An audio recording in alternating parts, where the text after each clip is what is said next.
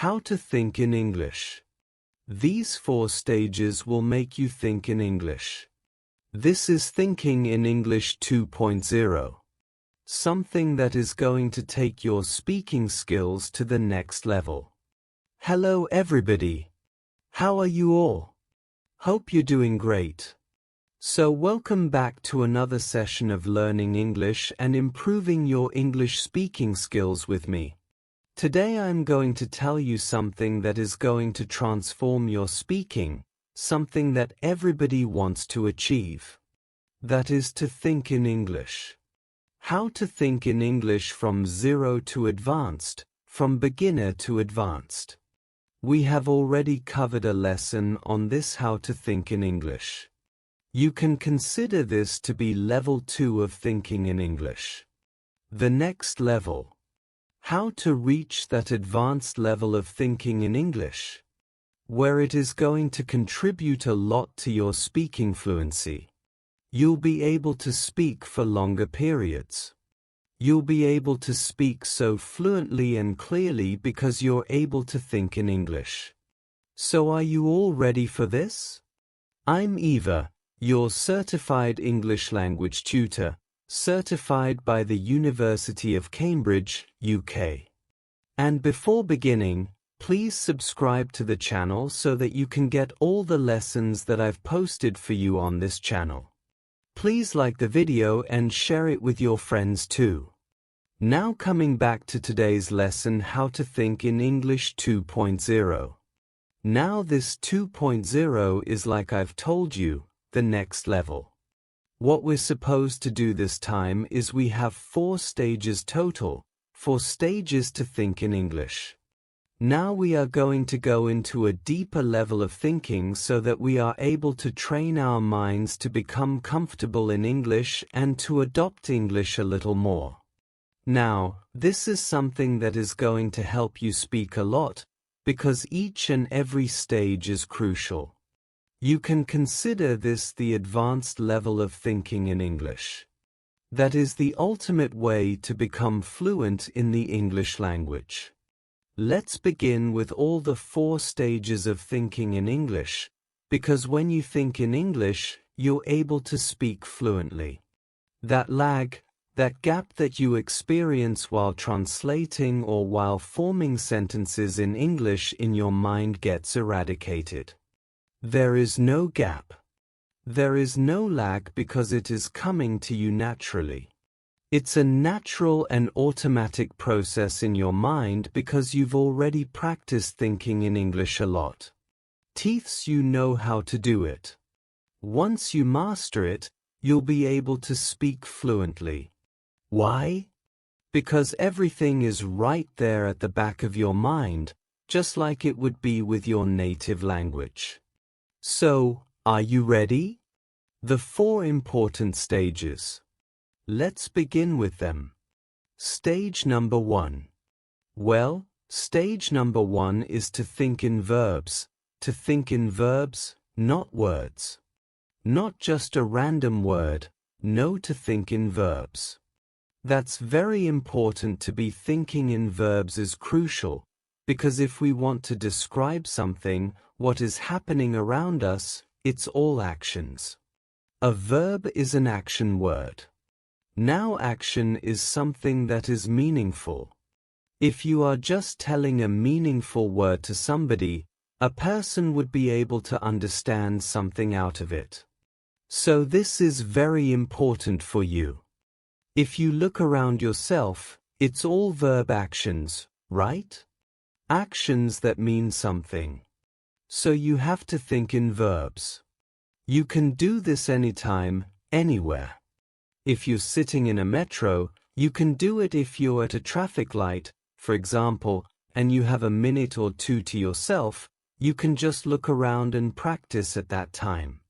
If you're going in your own car, if you're in a park at that time, you can just sit, relax, and do this particular activity.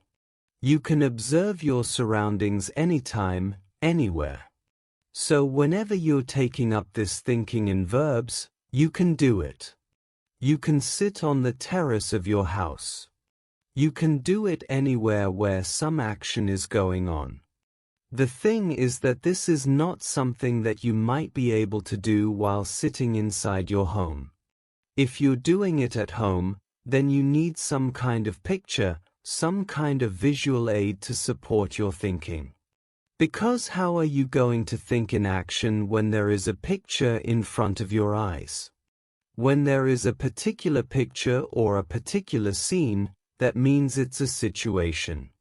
Something is going on in that particular picture, because a picture captures a moment and it speaks volumes. So you have to do that. You have to just take that picture up, any picture, if you want to do it alone. If you want to do it at your home, you can do this particular thing. Take up a picture, look closely and try to identify the actions, the verbs. If you are doing this somewhere where you're in an open surrounding, a park, any public place, public transport, then you have a lot of verbs that you can come up with. If you observe anything around you, you might come across some verbs like walk, talk, eat.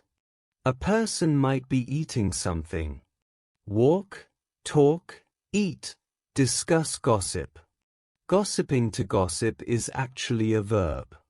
Converse. Converse is a verb, an advanced verb. Play. Children might be playing, play, to sell, buy. A person might be selling something. Another person might be buying something from that person. So you have to think in verbs. As many verbs as possible. Carry. To carry is a verb, to carry something. A person might be carrying something from somewhere to somewhere. That means carry, check, to check. Some person might be checking out something. Talk, text, to text. Somebody. Texting. Text. Talk. Read. A person might be reading. Sing. Listen. There are so many things going on around. So much that you can describe using just verbs. So you have to think in verbs, action, words, the verbs. That's very important. And this is stage number 1. Now stage number 2. Stage number 2 is to think in nouns. That means naming words. Words that name something. You have to think in nouns. Because if you look at it when you're forming any sentence, you are actually talking about something in that particular sentence. You always have a subject that means a noun, a naming word. So nouns are very important. And if you can just point out nouns all around you in English, that means half of your work is already done, because you have already thought in verbs the actions which are going on around you. That means the next steps, which we are going to come to stage number 3 and 4, are going to be really easy for you. Now in stage number 2, you have to think in nouns. Look closely around yourself. What nouns can you actually point out? For example, right now in my surroundings, the nouns that I can say are our journal table, laptop. Or I can say MacBook. Laptop is going to be a common noun.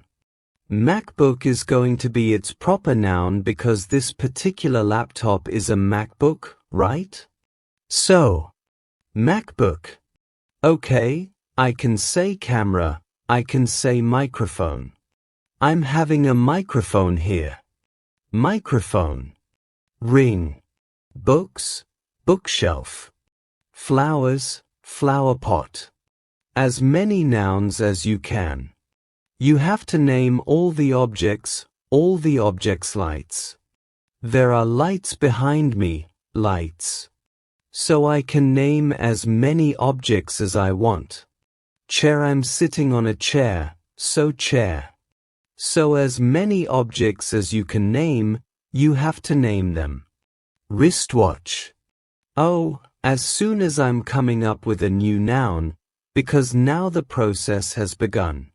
In my mind, I'm just adding it. I keep on adding things to the particular list, and that is how you are going to do it. To add things to that list. Think in nouns. Think about everything that is there around you. Okay, so you can say a girl, a boy, two girls. You can say children. Think about that too. Think about it. That's okay. That's very common, right? But think about them when you include them in the picture. Only then you'll be able to form sentences on it. So you have to include everything in the picture that is around you. Everything. Now this is something that you can also do at home, naming nouns around yourself. Like right now I just named so many nouns around myself, and you do not even need a picture for this. So this is something that you can do anytime, anywhere, even at your home, at a public place, in your office, in your college. You can sit and practice for 5 minutes straight thinking about it. Think in your mind, think about it in your mind. And if you're sitting alone and there's nobody around you, you can speak them out loud too. That will help you solidify the thoughts that you're having. So it's going to help you a lot. Think in nouns because there are so many objects around you and everything has a name to it. Now stage number 3. Stage number 3 is to think in sentences. Think in sentences. You have to think in sentences. You can think about what sentences you would form with everything that is going on around you, the nouns, the verbs. Now is the time to connect them and you can form individual sentences. You don't have to form paragraphs after paragraphs, no individual sentences. Short sentences, a bit longer sentences too. So you have to form individual sentences. For example, what I can say is that there's a pink journal kept beside a pen. The book is kept on top of a table. The table is white in color. There is a laptop on the table. So I'm forming small sentences. I'm not forming any kind of complex sentences here. As you can see, no complex sentences, nothing short sentences that are like whatever is around you. You have to form short sentences. You named the words. The nouns now form sentences using them. For example, there is a bookshelf behind me. There are so many books in the bookshelf. There is a beautiful flower pot kept behind me. So the kind of nouns that I've used, I am using them in almost all the sentences, right? This is how you're going to form the sentences. Short. Nothing more, nothing big, nothing complex. No short sentences so that you can use everything you can, you know. Now weave your thoughts together. First, you have taken up the verbs. You have taken up the nouns. Now you're trying to weave them together. You're weaving them. Now they are weaved into a thread. The next stage, stage number 4, is the final stage. And that is something that's very important. Let's move to that. Now stage number 4 is to think in paragraphs, or maybe to describe everything in a single attempt. To think in a paragraph is to describe everything around you in a single attempt. No short sentences, no individual sentences. You have to form a kind of paragraph, okay? You are not talking about individual things and forming different sentences. You are taking everything up all together as if you are describing your surroundings, as if you're telling a story. If you're looking at a picture, you can tell a story. You have to do that now. What you have done is you have taken up nouns and verbs, woven them into sentences. Your sentences are your threads, and now is the time to form that complete net through those threads. Now these threads are going to be weaved into a complete net you can say. You can say cloth. Basically, we are going to complete the picture of this thinking process. The final step. The final product is to think completely in English. That is our final product, and that is what we are doing. So to think in paragraphs, that is very important, extremely important. But because you have done everything that I've already told you in the 3 steps, you will find it possible to think in paragraphs. It'll be easier for you if you're following all the 3 steps. It will be easy for you to think in paragraphs too, because now you've trained your brain. Your brain has consumed a lot of information. Your brain has a lot of stuff with it. If you had not followed the first stage, second stage, third stage, and directly, you were to describe your surroundings in one go in English. That would be a bit difficult because you might run out of sentences, run out of thoughts of words, what to say now, what to describe. But because you have analyzed everything, your brain has a lot of English stuff. A lot of stuff to describe in English right now related to your surroundings. This means it increases your English speaking capacity. You'll be able to speak more about your surroundings. You'll be able to speak for a longer time. You'll be able to speak fluently too. So let's do a demo.